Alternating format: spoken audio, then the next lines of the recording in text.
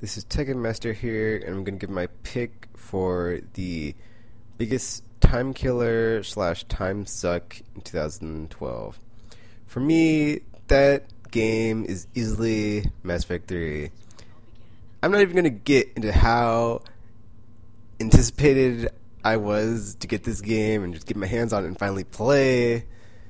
It was just, man. So there were issues in the beginning, but I'm not going to go there. So basically, got the game, played through the campaign, but the magicness of Mass Effect is that you can have multiple characters, multiple playthroughs, multiple outcomes of things, and I haven't even played through them all yet, because I've been so focused on the multiplayer, which is the other part I will get to in the second part of this, why I picked Mass Effect 3.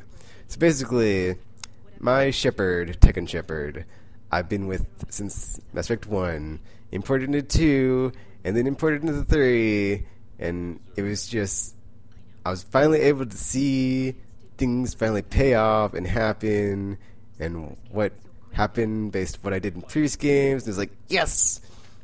And then, like, Mass Effect 3 itself is a long game in the campaign. It's like, I believe 40 hours, possibly more if you do the side quests.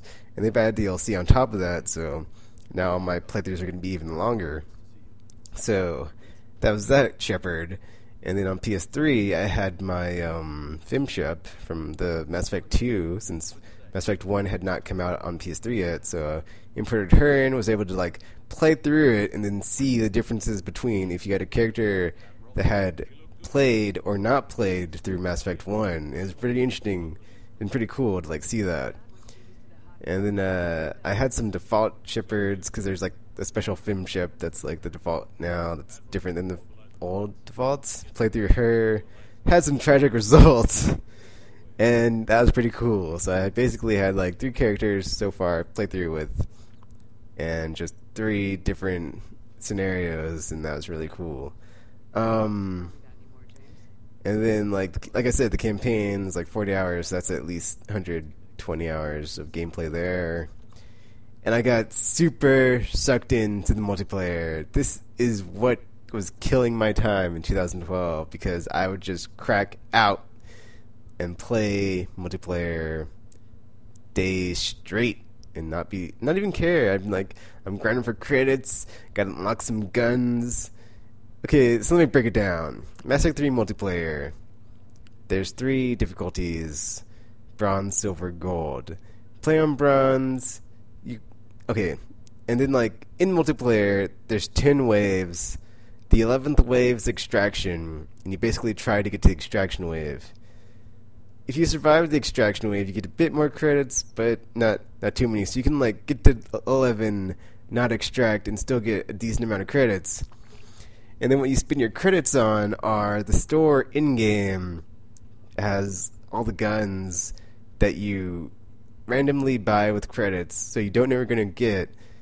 And that, I think, is like what kept me hooked, because I kept trying to unlock the alien characters, because this is the first time in the series that you've been playing that you can play as a non-human. So that basically just sucked me in. I was like, oh man, I'm a Krogan, I'm a Vorcha, I'm a Turian, I'm a Batarian, I'm a Solarian, I'm a Drell, I'm a Volus. Oh man, this is so awesome, yeah! And then on top of that, you get to play all different classes. So it's like, I can be a soldier. Do you want to be a Batarian soldier, a Krogan soldier, an Asari soldier? Actually, there's no Asari soldier. I mean, Vorcha soldier.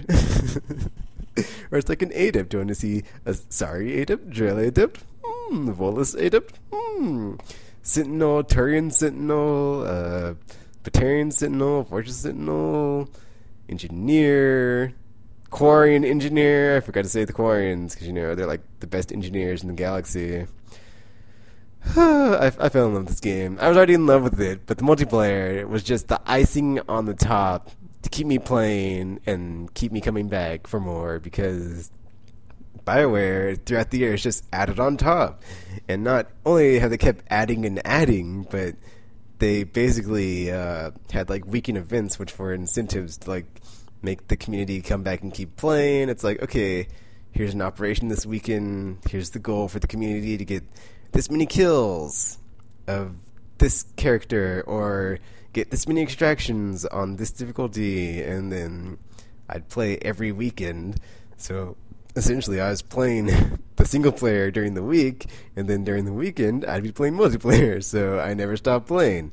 And then to this day I'm still playing multiplayer, and single player, so it's like I'm still playing Mass Effect 3 as much, if not more so, than I was when it first launched. So it's like I haven't even stopped playing this game. I haven't put it down or taken it out of my disk tray. It is like in constant rotation still, almost 12 months later, which isn't that much of a rarity for me, because some games I get super attached to, like Super Street Fighter 4 or Call of Duty, what have you. Like I can play games for like 12 months, but like Mass Effect to me is special, where it's like just the volume of time I've spent playing is ridiculous compared to every other game that I've ever just cracked out on and just not gone outside of that box to play anything else. Because even on my my Raptor account, which is a stat tracking website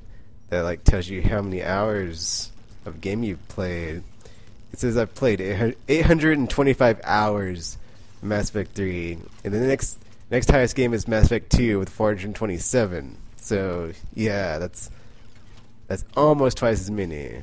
And then BioWare just launched a website, N7HQ, which tells you how many hours you've played and all these other stats. So basically, for my 360 profile, which I've played the most on, it says I've played 338 hours of the multiplayer, and I've played 1,041 matches. So yeah, that's a lot. And you know, I haven't unlocked everything, so I still have a reason to keep playing, which is, like I said, like why I keep coming back. Like I unlocked all the characters, but still after the characters, it's like I gotta get all the guns. So I think I have all the guns, I just haven't got them like leveled up. Well, let me get back to explaining that. So basically, as you're going along and unlocking things in the store, you basically get them at their lowest rank and have to level them up by buying them.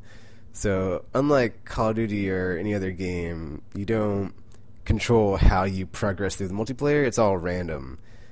So it's like, if I have an Avenger, which is like the lowest assault rifle, I have to buy that 10 times, and then I won't get it in the store anymore because it'll be fully leveled up, because every weapon, piece of weaponry peaks at level 10. All that's like level 10 level capped. And then like you have gear, which you can put on your character to give them stat boosts, like the commando thingy is like plus a percentage on pistol damage and biotic damage, because it's like for sorry commandos, and those peak out at level 5.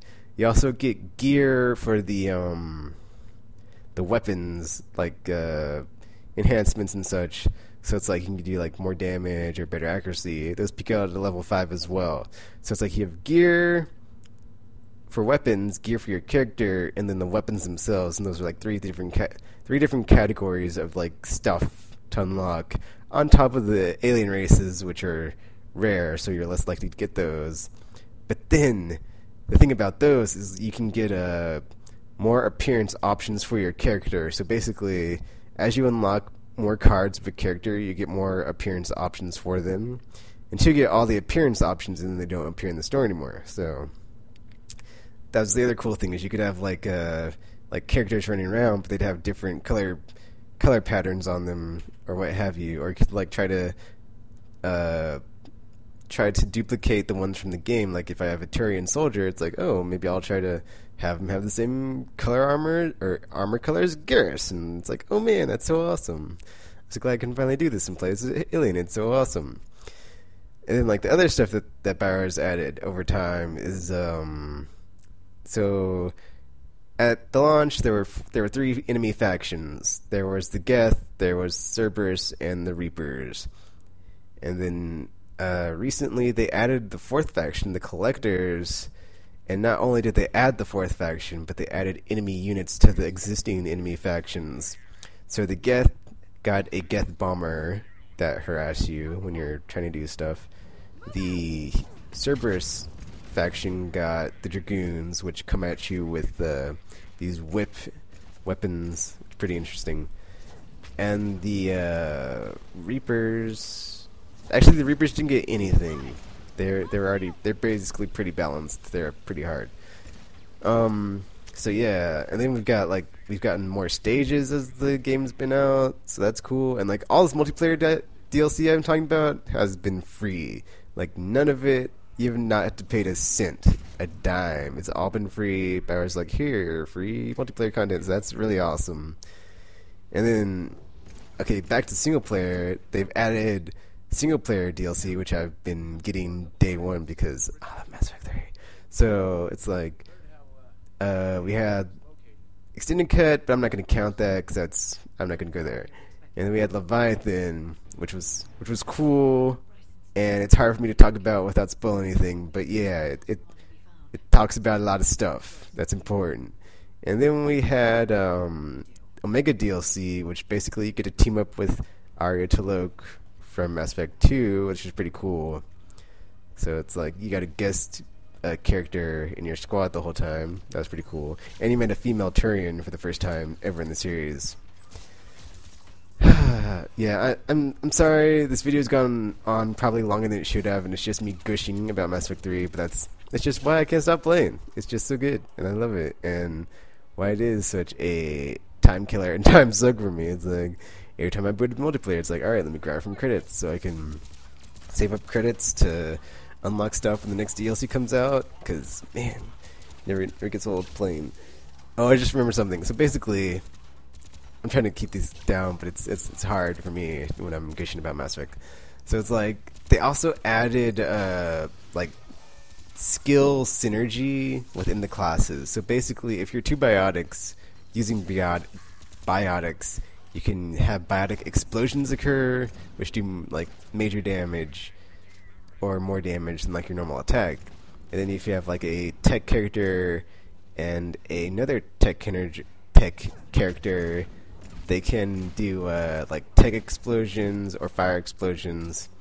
And then you have a tech and a biotic, and they get the tech burst, which is like a combination of a tech and biotic attack on an enemy, which is pretty cool. So like you can combine your powers with fellow classes of like aliens or non-humans and aliens or whatever, or humans, non-aliens, and like use your powers and synergy to take down the enemy forces.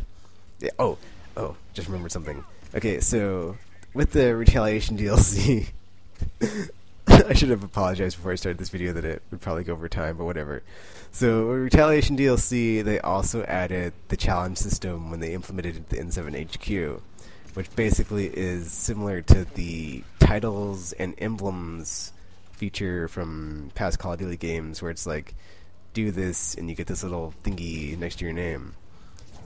And what's cool about how BioWare did it was basically they categorized all the same things that you'd be doing for a weapon type or a faction type, and put it into a tree of sorts, where it's like you get all these and you get this banner that you can put next to your name.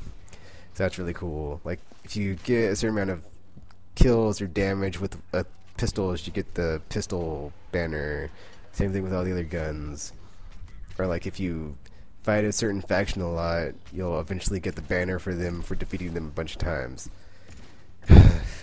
So yeah, Mass Effect 3, the campaign was amazing, so I keep coming back to it. And then DLC, I cannot wait to play more single player DLC.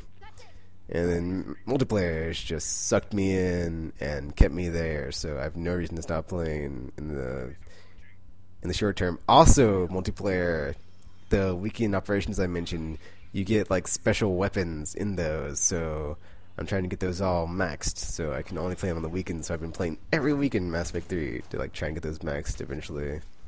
And after that, I can probably go back to focusing on single player more. So yeah, but yeah, that's my pick for the biggest time killer slash time suck in 2012, Mass Effect 3, and my many reasons why I'm still addicted.